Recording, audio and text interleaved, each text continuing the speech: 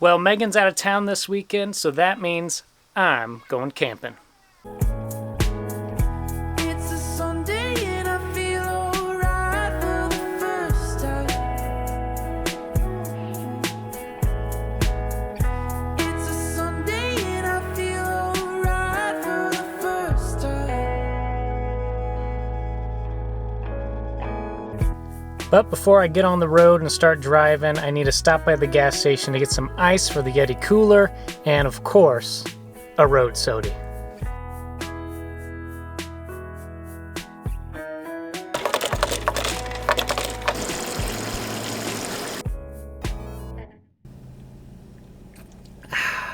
Much better. Now we can hit the road. Gotta fill up the new Adventure vehicle. Doesn't quite get as good of gas mileage as the old Adventure Prius. Actually, we can't hit the road because they didn't have any ice at the town pump here. Something about it's all melting and there's a lot of people wanting ice, so I don't know. I guess I'll go to the only other gas station in the town, and if there's no ice there, then guess I'm out of luck.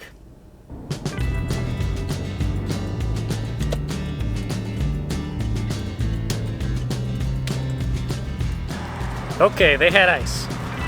Now we gotta put it in the Yeti.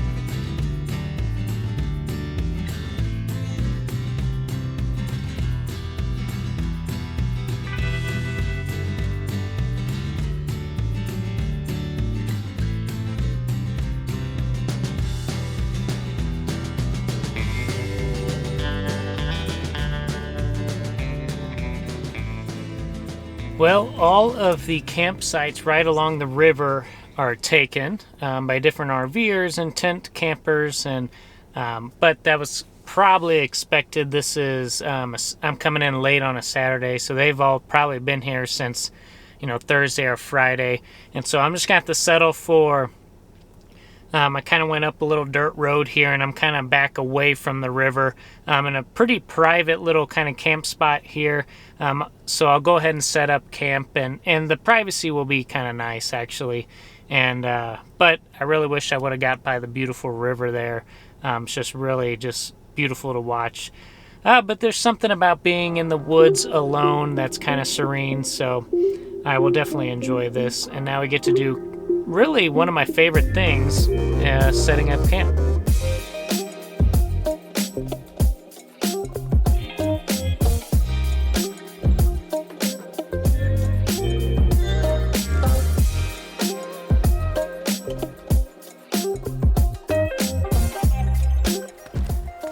Had to move the camera out of the road because one of the National Forest Rangers or law enforcement out here was coming down the road.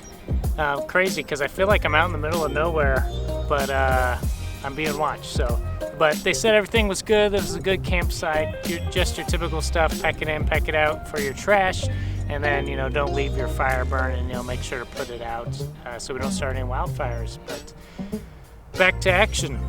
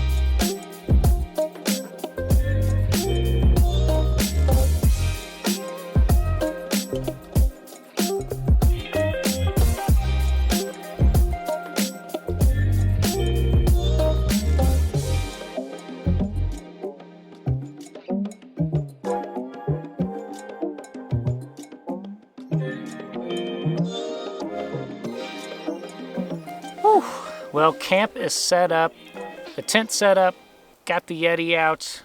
I'll start a fire a little bit later, get out my little backpacking stove and cook some dinner.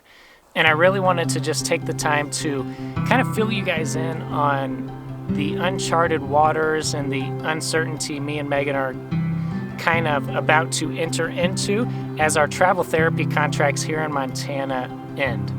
As you guys know, since we're in the COVID pandemic right now, since that hit, travel therapy jobs have really decreased. And that's due to a couple different things. One, all the elective surgeries in most of the hospitals have been shut down. There's only a few places that are just now starting those back up. But when that happened, and elective surgeries include orthopedic surgery, so like your hip replacements, your knee replacements, a lot of things that physical therapists, which that's what me and Megan are, we deal with. Without those surgeries, you have less work for therapists, and you saw therapy departments in outpatient clinics, inpatient clinics, really just downsizing. So they put either their therapists on furlough or they got rid of therapists. And so those therapists who had lost their jobs went to the travel therapy jobs.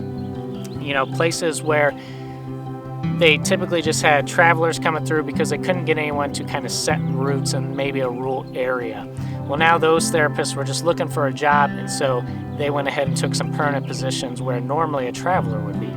So that really decreased the amount of travel jobs out in the United States.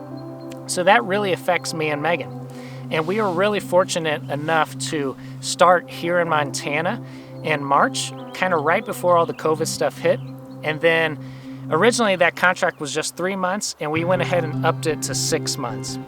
And so we've actually completed our first contract, and we're kind of in the middle and towards the end of our last contract. There's always in our contracts, the place can cancel you, and so they can cancel your contract. They usually have to give you a 30-day notice, or some people have written in maybe like a 2-week notice.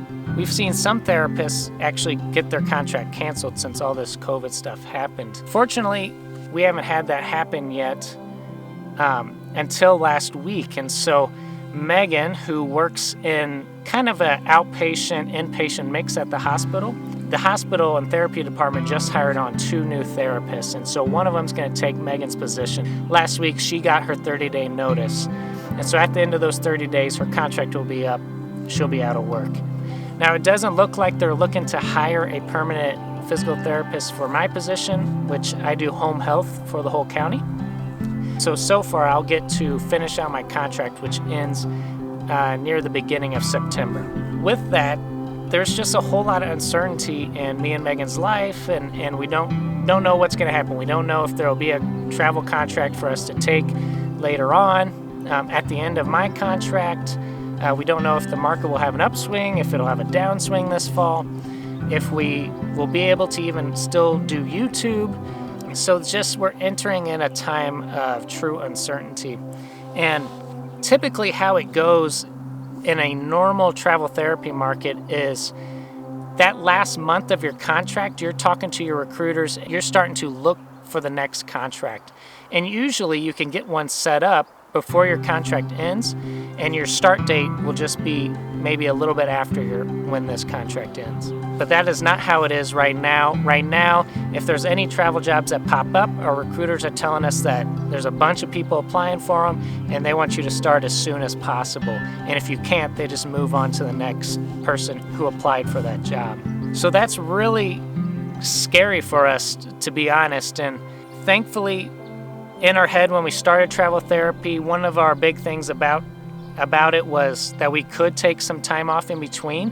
So financially, we've been stockpiling our emergency fund and making wise decisions to be able to take time off between contracts. So at the end of my contract, if there is an extended period of time where we're just not landing a travel job, then we'll be okay.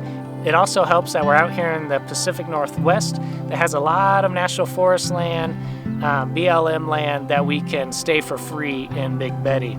We've kind of already decided that most likely we'll only be able to find one position, then one of us will work and the other one won't, because the odds of landing 2 traveler positions close enough that we can commute to, it's just really rare in this market.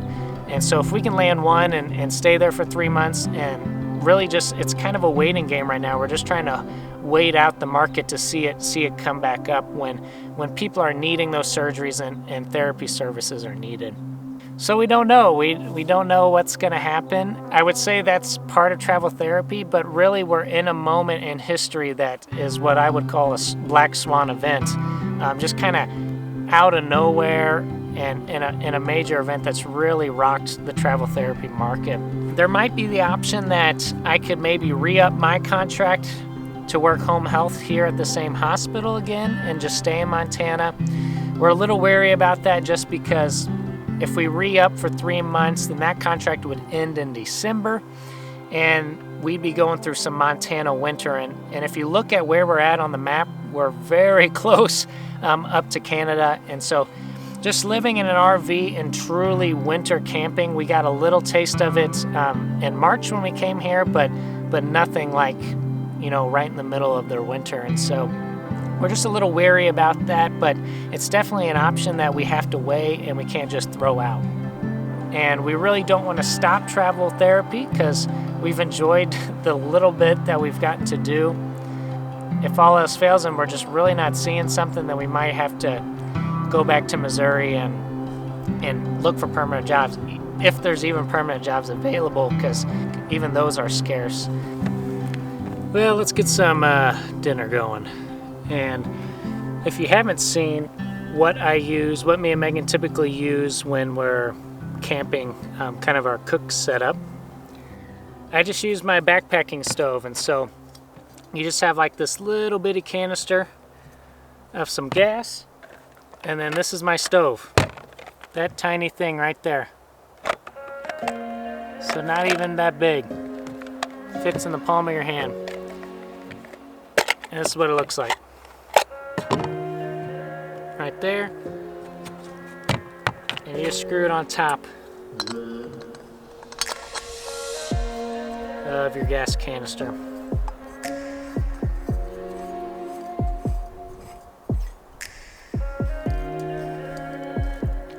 And then you have a little burner setup that you can sit your pot on. And the main course on the docket tonight is some Chef Boyardee beef raviolis.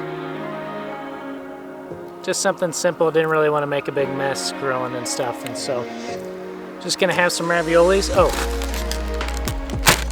and of course, some Doritos. Can't have a weekend camping without Doritos.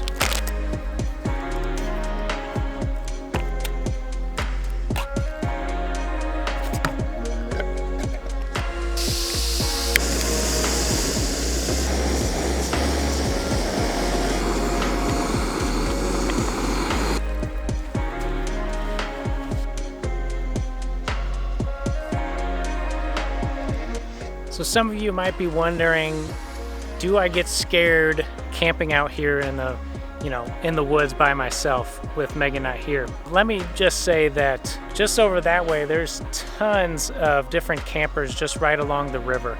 So I'm really not that far away from other people. Even though it looks like I'm kind of out in the middle of the woods, I'm really not.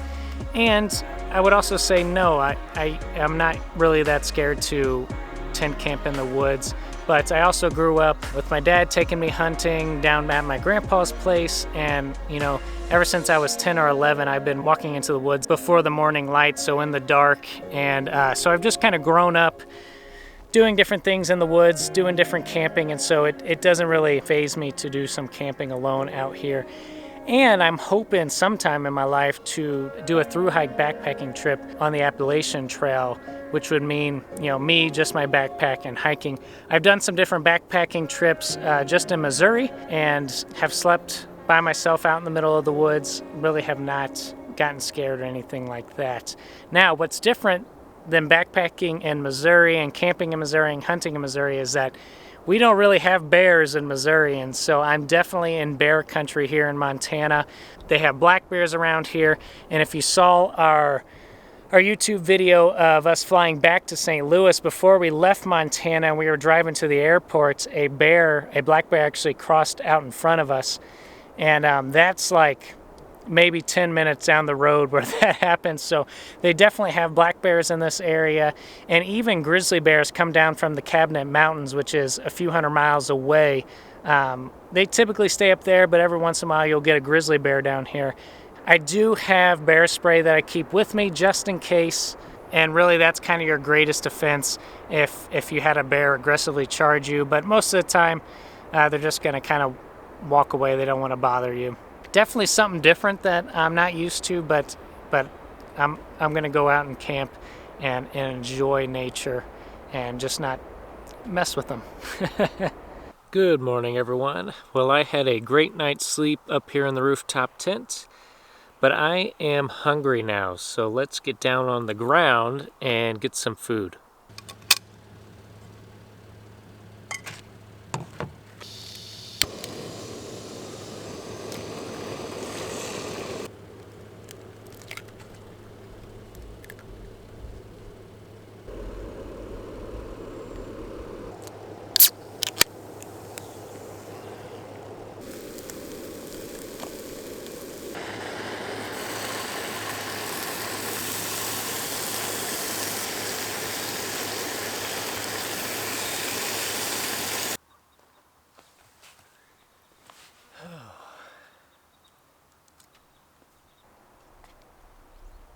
Well, Megan will be getting home this afternoon, so I'll go ahead and pack up camp and head back home so I'm there when she's there. I had a great time getting to camp and just kind of relax, hang out. I was listening to my audiobook, going through the Harry Potter books again, and it's just nice just to kind of get out in nature and just relax. Thank you guys for watching our vlog. We really appreciate all of our subscribers and viewers. And if you don't subscribe already, hit that subscribe button, hit the like button if you enjoyed this video. And, you know, stay tuned for this season of uncertainty as we see, you know, where we're going to end up. What is our next contract going to look like? Is there going to be a next contract? Either way, it'll definitely be a journey. And we thank you guys for following along in our journey. And so, until next time, see ya.